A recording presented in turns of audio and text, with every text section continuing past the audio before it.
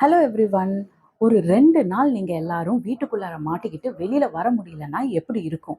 கிட்டத்தட்ட 40 நாள் ஒரு 2 பேரு ஸ்பேஸ்ல மாட்டிட்டு இருக்காங்க. அத பத்தி தான் நம்ம இன்னைக்கு ஒரு குயிக் இன்ஃபோ பைட் பார்க்க போறோம். கிட்டத்தட்ட ஜூன் 2014 அப்ப ஸ்பேஸுக்கு போறதுக்காக நாசா 2 நிறுவனத்துக்கு வெஹிக்கிள் ரெடி பண்றதுக்கு கான்ட்ராக்ட் குடுக்குறாங்க. அதுல ஒண்ணு வந்து போயிங் என்ற நிறுவனம், இன்னொன்னு வந்து ஸ்பேஸ் எக்ஸ் என்ற நிறுவனம். இதுக்காக போயிங்க்கு கிட்டத்தட்ட $5 மில்லியன் குடுக்குறாங்க. எதுக்கு அப்படின்னா, ஒரு வெஹிக்கிள் ரெடி பண்ணணும் to shift people from earth to space. இதுதான் அவங்களுடைய ஒரு மிஷன். கிட்டத்தட்ட 5 வருஷத்துக்கு அப்புறம் 2019ல இந்த போயிங்ன்ற நிறுவனம் ஒரு ஒரு கேப்சியூலை ரெடி பண்றாங்க. அதுக்கு பேர் தான் ஸ்டார் லைனர் அப்படின்ற கேப்சியூல். இந்த ஸ்டார் லைனர்ன்ற கேப்சியூல் 2019ல ரெடி பண்ணாலும் நிறைய சாஃப்ட்வேர் ப்ராப்ளம் அந்த வருஷம் இருந்ததால அவங்களால அந்த கேப்சியூலை ஸ்பேஸுக்கு அனுப்ப முடியல. அதுக்கப்புறம் கிட்டத்தட்ட $1.5 பில்லியன் எக்ஸ்ட்ராவா ஸ்பெண்ட் பண்ணி, இது நாசா கொடுக்கல, பட் இந்த மிஷன் அவங்க எடுத்ததுனால போயிங்கே $1.5 பில்லியன் எக்ஸ்ட்ராவா செலவு பண்ணி இந்த இந்த கேப்சியூலை ரெடி பண்றாங்க. 2023ல இது டேக் ஆஃப் ஆகணும். ஆனா அப்பயும் நிறைய கிளிச்சஸால இவங்களால இந்த கேப்சியூலை டேக் ஆஃப் பண்ண முடியல. 2023ல இந்த கேப்சியூல் லான்ச் பண்ணியிருக்கணும். அதாவது இந்த ஸ்டார் லைனர் அப்படின்ற போயிங்கோடைய கேப்சியூலை லான்ச் பண்ணியிருக்கணும். ஆனால் 2023லையும் அவங்களால லான்ச் பண்ண முடியல. பல நேரத்தில் ஆஸ்ட்ரோநாட்ஸ் ஏறின பிறகு கூட கடைசியாக லான்ச்சிங் டைமில் அவங்க இறங்க வேண்டியதாக இருந்தது. ஏன்னா லான்ச்சிங் டைமில் சில பிரச்சனைகள்லாம் கண்டுபிடிச்சதுனால அந்த அந்த கேப்சியூலை லான்ச் பண்ண முடியல. ஃபைனலாக 2024ல ஜூன் 5 அன்னைக்கு Sunita Williams and Butch Wilmore அப்படின்ற 2 ஆஸ்ட்ரோனட்ஸை வச்சு இந்த ஸ்டார் லைனர் அப்படின்ற ஸ்பேஸ் கேப்சியூலை லான்ச் பண்றாங்க. நான் சொன்ன மாதிரி ஜூன் 5ஆம் தேதி சுனிதா அண்ட் புட்சோட இந்த கேப்சியூல் ஸ்பேஸுக்கு போகுது. ஆக்சுவலாக அவங்களோட மிஷன் வந்து ஒரு வாரம் தான். ஒரு வாரத்துக்கு அப்புறம் அந்த கேப்சியூல்ல அவங்க எர்த்துக்கு ரிட்டர்ன் ஆகணும். இதுதான் அவங்களுடைய மிஷன். பட் அவங்களால ஒரு வாரத்தில் ரிட்டர்ன் ஆக முடியல. இந்த இந்த ஸ்டார் லைனர் கேப்சியூல் வந்து கிளம்பும் போதே சில ஹீலியம் லீக்ஸ் இருந்ததாக சொல்லப்பட்டது. அதுக்கப்புறம் கிட்டத்தட்ட 28 இன்ஜின்ஸ், அதில் வந்து கிட்டத்தட்ட 28 த்ரஸ்டர் ஜெட்ஸ் இருக்கும். ஸோ அந்த 28 த்ரஸ்டர் ஜெட்ஸில் கிட்டத்தட்ட 5 த்ரஸ்டர்ஸ் வந்து ஃபெயிலியர் ஆயிடுச்சு. பட் ஸ்டில் இந்த த்ரஸ்டர் ஜெட்ஸும் இந்த ஹீலியம் லீக்ஸும் அவங்க வந்து இந்த கேப்சியூலை ஸ்பேஸுக்கு போகிறதுக்கு எந்த ஒரு பாதகமாகவும் இருக்காது. Still the capsule can travel to the space அப்படின்னு சொல்லிட்டு இந்த ஸ்மால் கிளிச்சஸ் இருந்தால் கூட அதை பெருசாக பொருட்படுத்தாமல் நாசா அண்ட் போயிங் 2 பேரும் சேர்ந்து இந்த கேப்சியூலை ஸ்பேஸுக்கு அனுப்பிச்சாங்க. அண்ட் சுனிதா அண்ட் புட்ச் 2 பேரும் இந்த கேப்சியூல் வழியா அந்த இன்டர்நேஷனல் ஸ்பேஸ் ரிசர்ச் சென்டருக்கு அங்க அங்க ஐஎஸ்எஸ்க்கு அவங்க போயிட்டு அங்க வந்து அவங்க தரையிறங்கப்பட்டாங்க. அவங்க 2 பேரும் ஸ்பேஸ் சென்டர்ல தரையிறங்கின பிறகு இந்த இந்த கேப்சியூல்ல இருக்க ப்ராப்ளம்ஸ் எல்லாத்தையுமே அட்ரஸ் பண்ணலாம் அப்படின்னு சொல்லி ஒண்ணா அட்ரஸ் பண்ண ஆரம்பிச்சு அதுல இருந்த 5 அந்த த்ரஸ்டர் ஜெட்ஸ்ல கிட்டத்தட்ட 4 ஜெட்ஸ் ஒர்க் பண்ண ஆரம்பிச்சிருச்சு. அண்ட் நிறைய ப்ராப்ளம்ஸ் எல்லாம் அவங்க ஆல்ரெடி சால்வ் பண்ணிட்டாங்க. பட் ஸ்டில் இந்த ப்ராப்ளம்லாம் எதனால வந்துச்சு அப்படின்னு தெரியல அப்படின்னு சொல்லிட்டு ஸ்டில் இன்னும் சில டெஸ்ட் எல்லாம் நாங்க ரன் பண்ணணும் அப்படின்றதுனால சுனிதா வில்லியம்ஸையும் புட்சியும் இன்னும் ஒரு வாரம் எக்ஸ்டெண்ட் பண்ணி அங்க இருக்க வச்சு பிளஸ் இந்த டெஸ்ட் எல்லாம் ரன் பண்ணலாம் அப்படின்னு ஆரம்பிச்சாங்க. பட் இந்த டெஸ்ட் எல்லாம் ரன் பண்ணிக்கிட்டே இருக்காங்க. பட் ஸ்டில் சுனிதா வில்லியம்ஸும் புட்சும் இங்க திருப்பி ரிட்டர்ன் வரவே இல்லை. இதுக்கு நடுவுல நாசாவும் போயிங்கும் சேர்ந்து ஒரு ப்ரெஸ் கான்ஃபரன்ஸ் கொடுத்தாங்க. அந்த ப்ரெஸ் கான்ஃபரன்ஸ்ல அவங்க அட்ரஸ் பண்ணும்போது கூட இதெல்லாம் ரொம்ப ரொம்ப சின்ன சின்ன பிரச்சனை, இதனால ஸ்டார் லைனர்ல ரிட்டர்ன் வர முடியாது அப்படின்னு எதுவுமே கிடையாது. ஈவன் சுனிதா வில்லியம்ஸ்க்கும் புட்சுக்கும் ஒரு எமர்ஜென்சி சுச்சுவேஷன் அப்படி ஏதாவது வந்துச்சு அப்படின்னா இந்த ஸ்டார் லைனர் மூலியமாவே நம்மளால திருப்பி அவங்கள கீழே கொண்டு வர முடியும். நாங்க இன்னும் சில டெஸ்ட் எல்லாம் ரன் பண்ண வேண்டி இருக்கு. பிகாஸ் இந்த சில சின்ன சின்ன ப்ராப்ளம்ஸ் எல்லாம் ஏன் வந்ததுன்னு எங்களுக்கு தெரியல. அதனால தான் அவங்க 2 பேரையும் அங்க இருக்க வச்சிருக்கோம். மத்தபடி எந்த ஒரு ப்ராப்ளமும் இல்ல. அவங்க 2 பேரும் நல்லபடியா தான் அங்க இருக்கிறாங்க. அப்படின்றத வந்து நாசா வந்து போயிங்கோட சேர்ந்து அந்த பிரஸ் கான்ஃபரன்ஸ்ல சொல்லியிருக்கு. ஜூன் 5ஆம் தேதியிலிருந்து இன்னைக்கு வரைக்கும் கிட்டத்தட்ட 40 நாளைக்கு மேல ஆயிடுச்சு. ஆனா இன்னைக்கு வரைக்கும் சுனிதாவும் புட்சும் என்னைக்கு தரையிறங்குவாங்க அப்படின்ற டேட்டை இப்போ வரைக்கும் ஸ்டார் லைனரோ இல்ல இந்த நாசாவோ தெரிவிக்கவே இல்லை.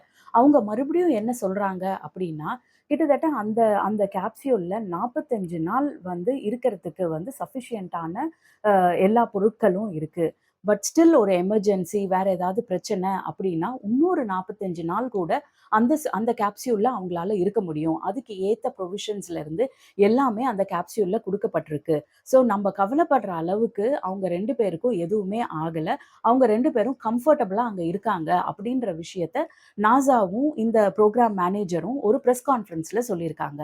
வெளிய நெறைய வதந்திகள்லாம் வந்த பிறகு, அதாவது கிட்டத்தட்ட இவங்க 2 பேருக்கும் சாப்பாடு கிடையாது, இல்ல அவங்களுக்கு வந்து வாட்டர் கிடைக்கல, இத்தன நாளா வந்து இதுல ஸ்பேஸ்ல இருந்தாங்க அப்படின்னா வந்து நெறைய ஹெல்த் ப்ராப்ளம்ஸ் எல்லாம் அவங்களுக்கு வரக்கூடும். அவங்க அங்க 2 பேரும் கம்ஃபர்டபுளா இல்ல அப்படின்னு நெறைய வதந்திகள்லாம் வெளியில வந்த உடனே, மறுபடியும் வந்து இவங்க ஒரு பிரஸ் கான்ஃபரன்ஸ் ஏற்படுத்துறாங்க. அந்த பிரஸ் கான்ஃபரன்ஸ் எதுனா நாசாவோட இல்ல, பட் விண்வெளியில சுனிதாவும், புட்சோடையும் கனெக்ட் பண்ணி அவங்க 2 பேரும் ஸ்பேஸ்ல இருந்தே பேட்டி குடுக்குறாங்க. அந்த மாதிரி ஒரு பிரஸ் கான்ஃபரன்ஸ ரெடி பண்றாங்க. அண்ட் நெறைய எல்லா நிறுவனங்களும் சேர்ந்து அவங்கள பேட்டி எடுக்குறாங்க. நீங்க கம்ஃபர்டபுளா இருக்கீங்களா? உங்களுக்கு போதிய அளவுக்கு எல்லாமே இருக்கா? இந்த கொஸ்டின்ஸ் எல்லாம் பண்றாங்க. அண்ட் அண்ட் இவங்க 2 பேருமே சரி, சுனிதாவும் சரி, புட்சும் சரி 2 பேருமே, "நாங்க இங்க ரொம்ப கம்ஃபர்ட்டா இருக்கோம். ஸ்டார் லைனர் மூலியமா நாங்க சேஃபா தரையிறங்குவோம் அப்படின்னு எங்களுக்கு ரொம்ப ரொம்ப நெறைய நம்பிக்கை இருக்கு. ஸோ நீங்க யாரும் எங்கள பத்தி கவலைப்பட வேண்டாம். கரெக்ட்டான டைம் வந்த பிறகு நாங்க 2 பேரும் இங்க இருந்து ஈஸியா கரெக்ட்டா தரையிறங்கப்படுவோம். எங்களுக்கு இந்த புரோகிராம் மேல ரொம்ப தீவிரமான நம்பிக்கை இருக்கு" அப்படின்னு சொன்னாங்க. கீதாவும், புட்சும் இங்கேருந்து கிளம்பும்போதே ஒரு சில ப்ராப்ளமோட சேர்ந்து, இன்னொரு ப்ராப்ளமும் இருந்துச்சு. அதாவது அவங்க கொஞ்சம் அந்த ஸ்பேஸ் கேப்சியூல்ல இருந்து கொஞ்சம் வெயிட்ட ரெட்யூஸ் பண்ண வேண்டியதா இருந்துச்சு. இந்த வெயிட்ட ரெட்யூஸ் பண்றதுக்காக என்ன கேள்விப்படுறோம் அப்படின்னா, அவங்களுடைய ட்ரெஸ்ஸஸ்ல கொஞ்சம் அவங்களோட பெர்சனல் ஐட்டம்ஸ் சிலதெல்லாம் அவங்களுக்காக ஸ்பேஸுக்கு எடுத்துட்டு போக இருந்த ஐட்டம்க்கான சூட்கேஸ், அந்த பாக்ஸ வந்து அவங்க வந்து விட்டுட்டு வர வேண்டியதா இருந்துச்சு அப்படின்ற ஒரு நியூஸும் வெளியில இருக்கு. கிட்டத்தட்ட 23 லேருந்து 24 மணி நேரம் டிராவல் பண்ணி அவங்க எர்த்ல இருந்து ஸ்பேஸுக்கு ரீச் ஆயிருக்கிறாங்க. ஸோ அவங்களோட பெர்சனல் பிலாங்கிங்ஸ் எல்லாம் விட்டுட்டு வரதுனால அவங்களுக்கு எனஃப் குளோதிங் இல்ல அங்க. ஸோ எனஃப் அவங்களுடைய கேப்சியூல்ஸோ இதுவோ எனஃபா அவங்களுக்கு இல்ல. அப்படின்ற ஒரு வதந்தியும் இருந்தது. பட் ஆனா அத வந்து நாசாவும் இந்த புரோகிராம் மேனேஜர்ஸும் சேர்ந்து அந்த டவுட்ட கிளாரிஃபை பண்ணியிருக்காங்க. கிட்டத்தட்ட அவங்க அங்க 75 டேஸ் இருக்கறதுக்கான செல்ஃப் சஃபிஷியன்ட்டான ஃபுட், வாட்டர், ட்ரெஸ், குளோத்திங் எல்லாமே அவங்க கிட்ட இருக்கு. ஸோ 75 டேஸ் அவங்க வந்து கம்ஃபர்டபுளா அங்க இருக்கலாம் அப்படின்னு சொல்லியிருக்காங்க. எது என்னவோங்க, கிட்டத்தட்ட 1 வாரத்துல நம்ம வீட்டுக்கு ரிட்டர்ன் ஆயிடுவோம் அப்படின்னு ஒருத்தவங்க சொல்லி ஒரு இடத்துக்கு அனுப்பிச்சுட்டு, 40 நாளா நம்மளால வர முடியல. வருவோமா, மாட்டோமான்றது கூட தெரியல அப்படின்னா, உங்களுக்கு எப்படி இருக்கும்? நிஜமாலுமே இந்த 2 ஆஸ்ட்ரோநாட்ஸ நம்ம ரொம்ப அப்ரிஷியேட் பண்ணணும். அவங்க ஒரு ஸ்ட்ராங் வில் பவரோட அங்க இருக்கிறாங்க. ஸோ கண்டிப்பா நாசாவும், இந்த போயிங் உடைய புரோகிராம் மேனேஜர்ஸ் எல்லாரும் சேர்ந்து ஒரு நல்ல பிளான் பண்ணி அவங்கள ரிட்டர்ன் கொண்டு வருவாங்க அப்படின்ற ஒரு நம்பிக்கை நமக்கு எல்லாருக்குமே இருக்கு. இதெல்லாம் தாண்டி நான் ஏற்கனவே சொல்லியிருந்தேன் இல்லையா? கிட்டத்தட்ட 2014ல 2 நிறுவனத்துக்கு இந்த ஸ்பேஸ் கிராஃப்ட் ரெடி பண்றதுக்கான கான்ட்ராக்ட்ட குடுக்குறாங்க. அதுல ஒண்ணு தான் போயிங். போயிங்ன்றது தான் வந்து இந்த ஸ்டார் லைனர்ன்ற ஒரு கேப்சியூல ரெடி பண்ணுச்சு ஸ்பேஸுக்கு போறதுக்காக. இன்னொரு நிறுவனம் வந்து ஸ்பேஸ் எக்ஸ். ஸ்பேஸ் எக்ஸ்ன்ற நிறுவனம் வந்து டிராகன் அப்படின்ற கேப்சியூல வந்து ரெடி பண்ணியிருக்கு. பட் இந்த டிராகன்ற கேப்சியூல் வந்து ஸ்டார் லைனர் மாதிரி கிடையாது. அது வந்து ஆல்ரெடி வந்து அந்த டிராகன் கேப்சியூல லான்ச் பண்ணிட்டாங்க. பல தடவ டெஸ்ட் பண்ணிட்டாங்க. சக்சஸ்ஃபுல்லா அவங்க ஸ்பேஸ்ல லான்ச் பண்ணி ஸ்பேஸ்லேருந்து ரிட்டர்ன் எர்த்துக்கும் வர முடிஞ்சுச்சு. ஸோ அந்த டிராகன் அப்படின்ற கேப்சியூல வந்து இப்ப நாசா சர்டிஃபை பண்ணி இந்த இந்த மிஷன் வந்து சக்சஸ்ஃபுல்லா கம்ப்ளீட் ஆயிடுச்சு. டிராகன்ற கேப்சியூல் மூலியமா நீங்க வந்து ஸ்பேஸுக்கு போக முடியும். அங்கருந்து ரிட்டர்ன் ஆக முடியும் அப்படின்னு சர்டிஃபை பண்ணிட்டாங்க. இது எல்லாத்தையும் தாண்டி சப்போஸ் சுனிதாவும், அ இந்த இந்த புட்ச் அப்படின்றவரும் ஸ்டார் லைனர்ல திருப்பி வர முடியல. இந்த ஸ்டார் லைனர் போயிங்கோடைய கேப்சியூல்ல ஏதாவது ப்ராப்ளம் இருந்தது. திருப்பி வர முடியலன்னா, ஆஸ் அ லாஸ்ட் ரெசார்ட்டா அவங்க இந்த டிராகன்ற கேப்சியூல யூஸ் பண்ணியும் ரிட்டர்ன் ஆகலாம். பட் போயிங் வந்து அவ்ளோ சீக்கிரம் அந்த ஆப்ஷன எடுக்க மாட்டாங்க. ஏன்னா SpaceX அப்படின்ற நிறுவனம் வந்து போயிங்கோடைய காம்படிட்டர் இல்லையா?